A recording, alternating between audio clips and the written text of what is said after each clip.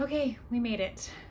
Final day of curriculum week, and we are talking all things preschool slash K4. So I say that because I am not dealing with a small preschooler, so thinking, 2-3-year-old. I'm thinking more for, solid 4-year-olds going into 5. So my preschooler is currently about to turn 4. However, if you are a homeschooler with lots of kids, you probably have a similar experience to this. She has 3 older siblings, so she has been homeschooling since basically she was born. She's just always been very involved, so she's pretty advanced and does not want to be held back. She doesn't want the little kid curriculum, so I'm kind of treating her as if she is fully in K4. She has a very early September birthday. Her birthday is at the very, very first week of September, and so she's kind of in that in-between stage anyway. So we are just putting her as K4 this year. So that is what we are talking about. So first of all, if you are new, hi, my name is Brittany. I am a homeschool mom to 4 kids. I have a 10th grader, a 3rd grader, a 1st grader, and a K4 little girl. So that is my range of what we are dealing with right now. So I have been homeschooling my kids since my oldest was in 2nd grade. So that would be, this is our 8th year of homeschooling, and I feel like we are pretty well set on kind of what we like. I mean, you never really know for sure. Every child is different. So what I'm going to show you is kind of twofold. I want to show what preschool slash K4 can be for those who are on a very tight budget, and what I have always done, and then kind of what I'm doing now. So before, and this is kind of what I had originally intended for my preschooler, I have always taken a very simplistic approach to preschool. Prior to being more classically inspired in our homeschool, we were very Charlotte Mason, and so I kind of held the belief that children shouldn't start school until closer to 7, which is what Charlotte Mason taught. And I have never been able to stick to that because my kids refuse.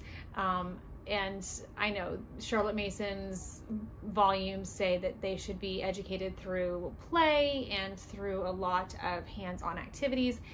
My kids were not having that. They liked worksheets and they wanted worksheets. Their siblings were doing worksheets and therefore they wanted worksheets. And that is how all of my 3 bottom kids have been, is that there was an older sibling who was doing worksheets, so they wanted to do worksheets. So how I have always approached it is I do really believe in using a lot of play at this age, really driving home the fine motor skills, not forcing a lot of handwriting, and allowing the handwriting to just be something that is interest-led at this stage. But we have always done a lot of, Play-Doh and a lot of just cutting practice, and I have to grab, hold on. Okay, so something that I made for her last year that we actually still use is this busy box. So this is this was not a main thing, but a big thing, especially if you have older kids and you're busy working with them, but you still want to do things that work the fine motor skills, because in preschool, the biggest thing that you need to be focusing on is the fine motor skills, because they are going to prep their hands for handwriting. You don't want to push the handwriting because they are still developing a lot. The bones aren't as fully connected. There's still a lot of, baby fat on their little chubby hands, and so they're not quite there yet. So you don't want to push it too heavily. So things like this are great because it enables them to strengthen those muscles that they'll need for handwriting without stressing them out too much. It feels like a game, it's fun. So we have some little, these are from the dollar store, and we would use the little counters and stuff, have them pick up. I've got a lot of pom-poms in here so they could pick up the pom-poms with them. And what we would do is I have all varying sizes, and I have some popsicle sticks. Let me lift this up to make sure that you can see. So I've got varying sizes of pom-poms in here, and then I also have just some popsicle sticks. So I would take this box, and this is a fairly large shoe box, and kind of see, you can do this stuff with just stuff you have. Like, it doesn't have to be super expensive. You know, we have 4 children, so budget is a big thing.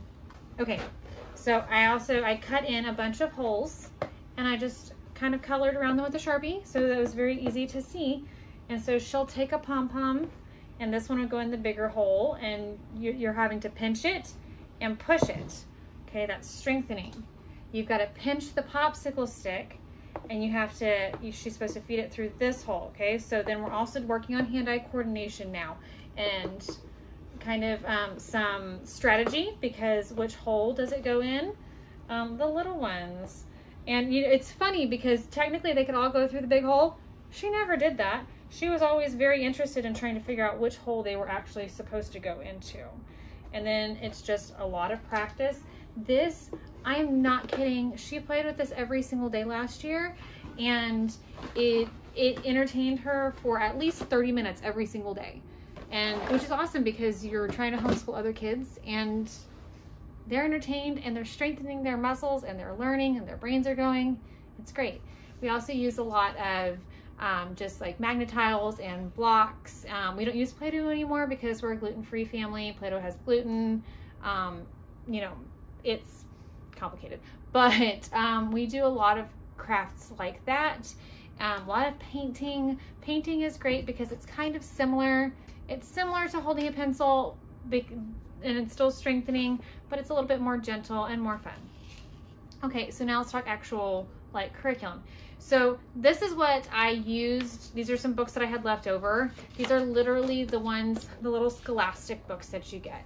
Okay, so there's a big preschool, another preschool scholar, and with these, I was not very rigid on how we did them. We would talk about, you know, the letters. We did letter sounds, and going over that. And then what I did for her last year, which is why she's so prepped for this year, is we had some big Abeka flashcards, which you could use any flashcards, and were very classically inspired. So we did a lot of flashcards and just letter recognition. And so we didn't go over the letter name. We stuck with the letter sound. So she knows all of her letter sounds. These I keep on hand in case she wants extra stuff beyond what I am doing with her now. Something that I'm very excited about. I have started building my own curriculum. I am going to make this available to purchase at some point. I have officially decided, because I am putting a lot of work into it, and I love it, and I really believe in it so much. It is something that has been a passion project of mine as I am working for her. It's a little frustrating because she's my last child going through preschool. And it's like, I wish I had done this with my first, and I could have all my kids go through the K4 program that I'm putting together. But it uses the Teach Your Child to Read in 100 Easy Lessons as a spine. So I have not actually used this fully. I've tried it with my other kids, but I always thought I wanted something extra, something more fun. But after all of the research that I've done, I really believe that this is an extremely solid program, and it's a really good spine. It's a little boring. So that's why we're doing our extras, to make it a little bit more fun. But it is excellent in teaching phonics and building on itself and keeping it very simplistic. So if you were to just do this and maybe just do some skill building, like with the busy boxes and coloring and working on numbers and, you know, maybe visualizing some, okay, here's 2, like getting the counter bears, and there's 2 teddy bears plus 3 teddy bears equals how many teddy bears? And that's seriously what we did all last year. And it was great, and it could still be great, and it would still be fine.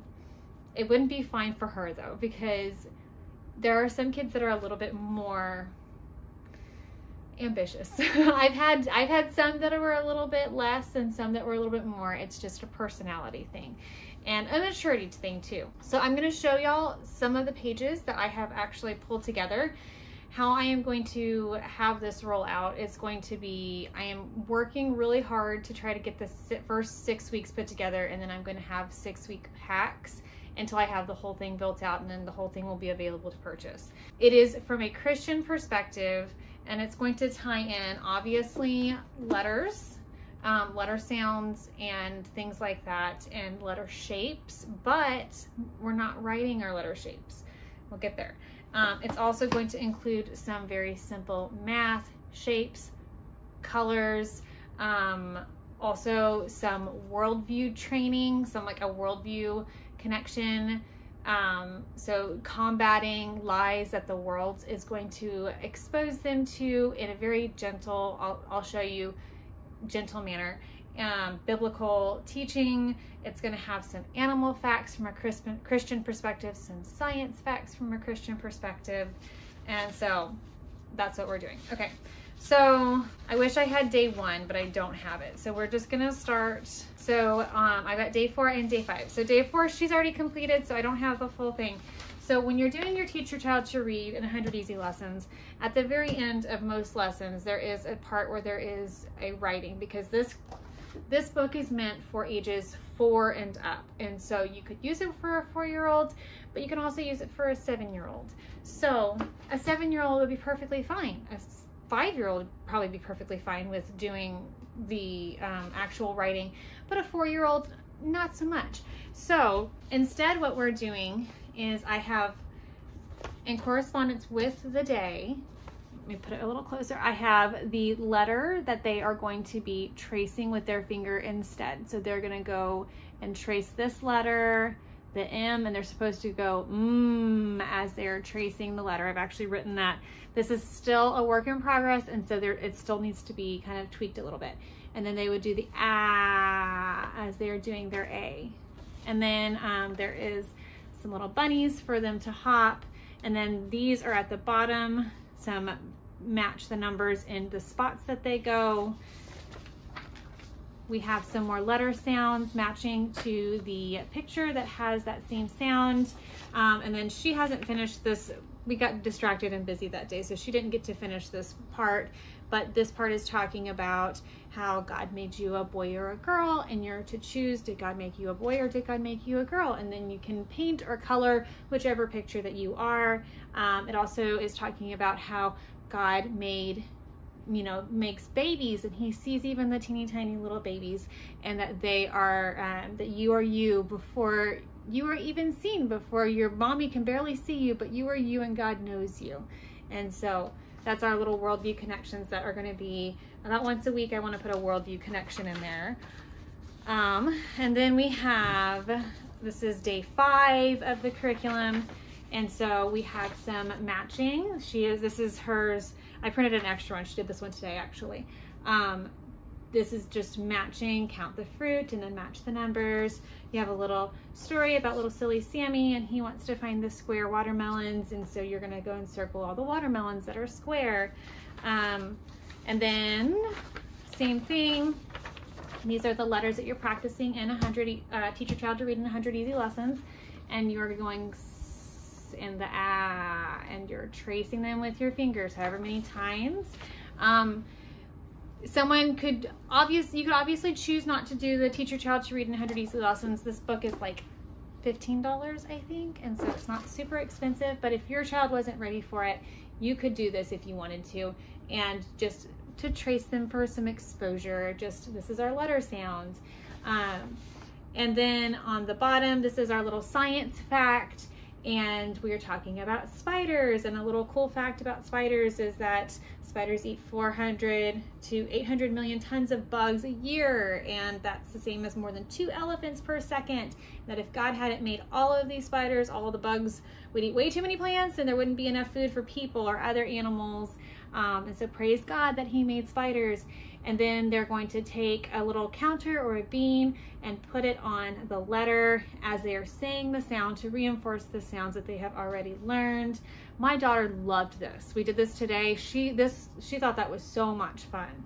And then I've also, what I am going to include is a little QR code for our sciences to have a little science video if they wanted to do extra. They are not my videos. They are just videos that I have found on YouTube that I have watched that I can ensure are not, that they may not be Christian, they may be secular, but they're not saying anything that goes against a Christian worldview, because we do teach our children from a Christian perspective.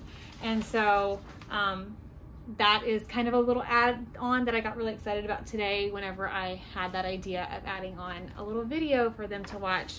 And even my older kids, we watched the video about the spiders today, and they thought that was super cool. They just were really excited about that. So you could even include it for your older kids as well. So how long this all takes? This takes about maybe 15 minutes. This takes about 10, which falls into my about 30 minutes of formal sit-down school time that I do with my preschoolers. I don't do any more than 30 minutes of formal sit-down school time.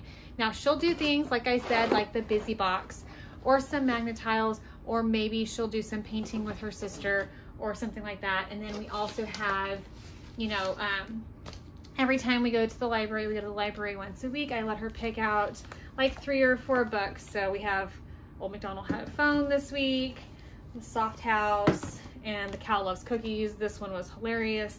And I just let them pick out, she picks out 1 to 2 books per day to fill up the entire school week, and then we'll have some preschool time. Another thing that I tend to do with my preschoolers is we do a lot of songs. I firmly believe that it is important to do nursery rhymes with your preschoolers, but also we'll start working on our months of the year, our days of the week. We'll do, she already knows a lot of skip counting because my older kids do the skip counting, but we might start counting by tens and just things like that.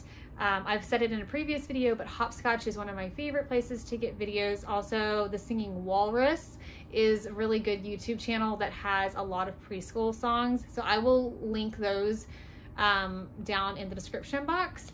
But I am also probably going to include some of that within the curriculum that I'm doing, is some of our memory work that we do for preschool. Like I said, we're classically inspired.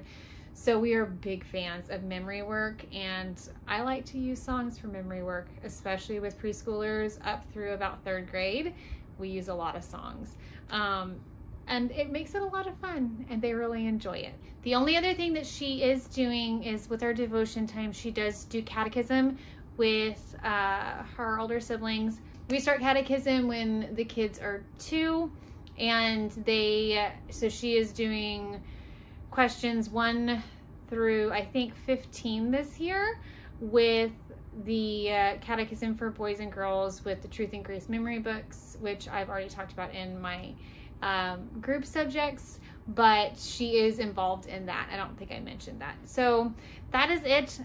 If you are curious about what my other kids are using, I will leave that playlist down in the description box, and you can go check that out. If you are new here, I hope you'll consider sticking around and subscribing. I would love to have you. We talk all things homeschool and homemaking over here, and so I'd love to have you stick around. And until next time, bye.